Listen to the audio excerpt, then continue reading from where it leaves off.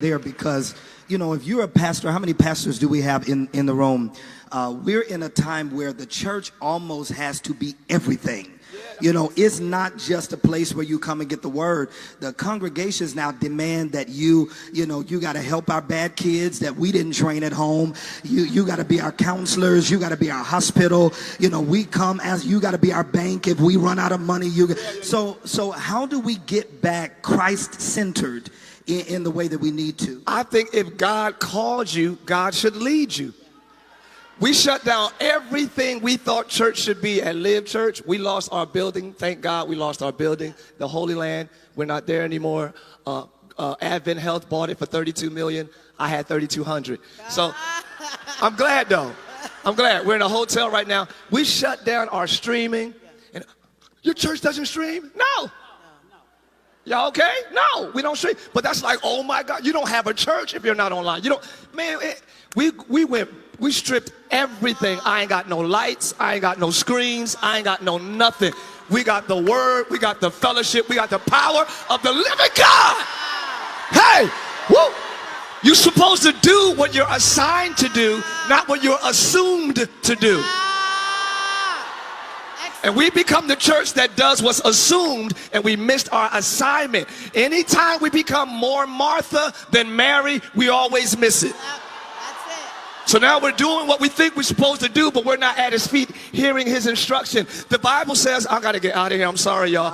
When Mary and them took Jesus to the little conference and he was 12 years old still teaching, they went a day's journey and was like, where's Jesus?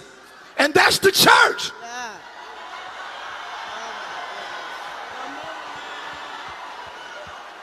We're still moving forward. We're still doing what we've always done, not realizing we don't even have the King of Kings and the Lord of Lords with us. So I think it's more important to have Emmanuel than 5,000 people. It's more important to have God with us. So how do we get back to his feet? Do what he says and not what's assumed. Get off the line. Stop looking at pastor such and such and bishop such and such and making that the standard of what God called you to do. Whatever God calls you to do that, and you will have good success. It might not look like good success. You might not climb the charts of the most famous churches. Who cares? Who cares?